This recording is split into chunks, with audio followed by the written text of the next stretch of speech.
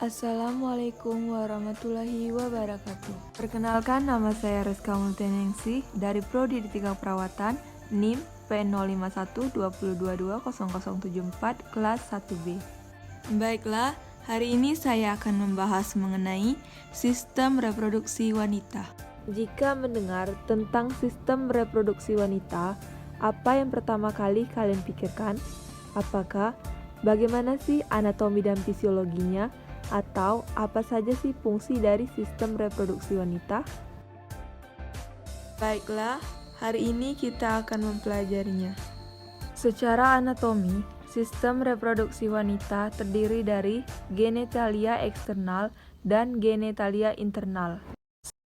Genitalia eksternal terdiri dari mons pubis, labia majora, labia minora, klitoris, glandula vestibularis mayor, dan glandula vestibularis minor.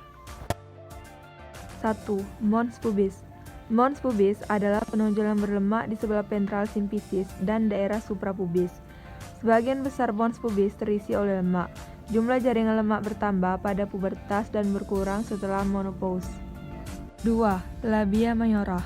Labia majora merupakan organ yang terdiri atas dua lipatan yang memanjang, berjalan ke kaudal dan dorsal dari pubis dan keduanya menutup rima pudendi.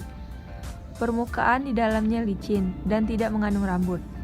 3. Labia minora. Labia minora merupakan organ yang terdiri atas dua lipatan kulit kecil, terletak di antara kedua labia majora pada kedua sisi introitus vagina. Kedua labia minus membatasi suatu celah yang disebut sebagai vestibulum vagina. 4. Klitoris. Terletak dorsal dari komusura anterior labia majora dan hampir keseluruhannya tertutup oleh labia minora. Klitoris mempunyai 3 bagian, yaitu crura klitoris, corpus klitoris, dan glans klitoris. 5. Glandula vestibularis mayor. Sering disebut juga kelenjar Bartonelli. Merupakan kelenjar yang bentuknya bulat atau ovoid, yang ada sepanjang dan terletak dorsal dari bulbus vestibule atau tertutup oleh bagian posterior bulbus vestibuli. 6. Glandula vestibularis minor.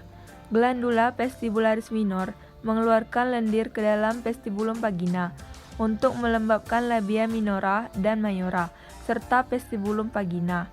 Genitalia internal terdiri dari 1. Vagina, 2. himen, 3. tuba fallopi, dan 4. uterus. 1. Vagina. Secara anatomi, vagina merupakan organ yang berbentuk tabung dan membentuk sudut kurang lebih 60 derajat dengan bidang horizontal. Namun, posisi ini berubah sesuai dengan isi vesika urinaria. 2. Himen adalah lipatan mukosa yang menutupi sebagian dari introitus vagina. Himen tidak dapat robek, disebut hymen imperforatus. 3. Tuba uterin. Tuba uterin atau tuba fallopi memiliki panjang masing-masing kurang lebih 10 cm, yang dibagi menjadi 4 bagian. 4. Uterus. Uterus merupakan organ berongga dengan dinding muskular tebal, terletak di dalam capum pelvis minor antara vesika urinari dan rektum. Fisiologi sistem reproduksi pada wanita terdiri dari 1. Genitalia eksternal, 2. Genitalia internal. 1. Genitalia eksternal terdiri dari A. Glandula vestibularis mayor yang berfungsi melubrikasi bagian distal vagina. B. Glandula vestibularis minor yang berfungsi mengeluarkan lendir untuk melembabkan vestibulum vagina dan labium pudendi. 2. Genitalia internal terdiri dari A. Vagina sebagai organ kopulasi, jalan lahir dan menjadi ductus accetorius darah menstruasi. B. Tuba uterin berfungsi membawa ovum dari ovarium ke capum uteri dan mengalirkan spermatozoa dalam arah berlawanan.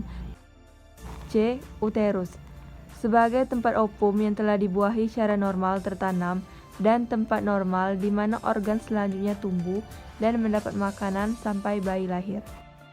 D. Ovarium. Sebagai organ eksokrin dan endokrin.